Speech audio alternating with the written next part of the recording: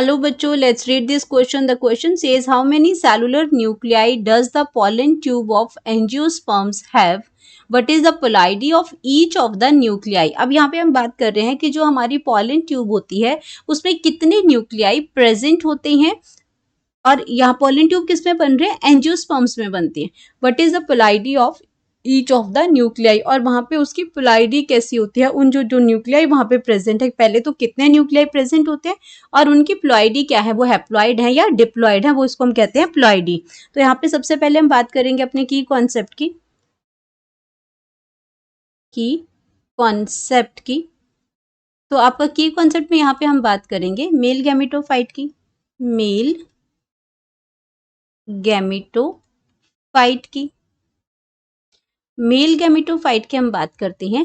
तो आपका क्या है, अगर हम बात करते हैं the pollen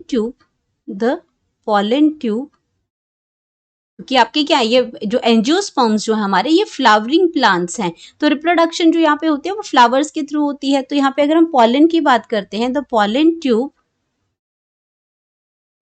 tube that is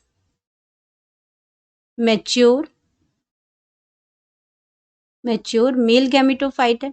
mature male gametophyte है. अब मेच्योर गैमेटोफाइट मतलब कि ये आपका क्या प्रोड्यूस करता है, ये प्रोड्यूस करता है मेल गैमेट्स प्रोड्यूस करता है. मेल गैमेट्स प्रोड्यूस करते हैं, और मेल गैमेट्स को हम स्पर्म्स भी बोलते हैं, मेल गैमेट्स को. तो ये मेल गैमेट्स प्रोड्यूस करता है. अब अगर हम बात करते हैं इसमें कि हमारे जो माइक्रोस्पोर मदर सेल्स होती हैं, माइक्रोस्पोर मदर सेल्स होती हैं, उनमें क्या होता है, मदर सेल्स में वो आपके क्या होती है, माइटोसिस करती है, उसमें मियोसिस होती है, उसमें मियोसिस होती हैं. एंड ये क्या बनाती है, मियोसिस के बाद माइक्रोस्पोर्स बनाती हैं, माइक्रोस्पोर्स बनाती हैं. एंड माइक्रोस्पोर्स से आपके टेट्राड फॉर्म में होते हैं, और ये आपके क्या प्रोड्यूस करते हैं, क्या होते हैं, टेट्राड होते हैं. तो उसके बाद आपका क्या है, ये आपके माइक्रोस्पोर क्या प्रोड्यूस करते हैं, पॉलन ग्रेन्स. अब आपके ये पॉलन ग्रेन्स होते हैं. अब पॉलन ग्रेन जब रिलीज होते हैं, जब ये हमें पॉलन ग्रेन्स की बात करते हैं, ये पॉलन ग्रेन जब रिलीज होते हैं तो इसके अंदर क्या होती है, माइटोसिस होती है, माइटोसिस होगी. एंड माइटोसिस जब इसके अंदर होती है तो ये क्या बनाते हैं, वेजिटेटिव सेल्स बनाते हैं.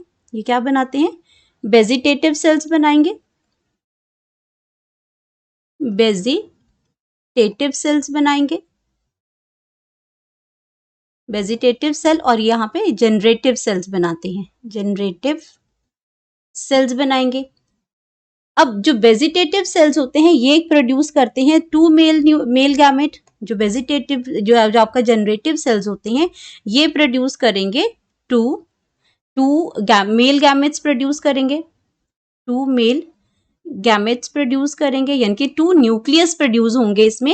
एंड अगर मैं वेजिटेटिव की बात करती हूँ तो वेजिटेटिव आपके क्या प्रोड्यूस करते हैं, ये आपका ट्यूब सेल न्यूक्लियस प्रोड्यूस करते हैं, ट्यूब सेल न्यूक्लियस प्रोड्यूस करते हैं. अब यही आपका जो ट्यूब सेल न्यूक्लियस है ये पॉलन ट्यूब बनाता है जब ये स्टिग्मा पे प्रेजेंट होता है. तो यहाँ पे क्या हुआ, एक आपका ट्यूब सेल न्यूक्लियस बना, दो आपके क्या बने, मेल गैमेट बने. तो कितने न्यूक्लियाई बने, तो हम इसमें लिख सकते हैं कि आपके how many cellular nuclei does the pollen tube of angiosperms have. तो पॉलन ट्यूब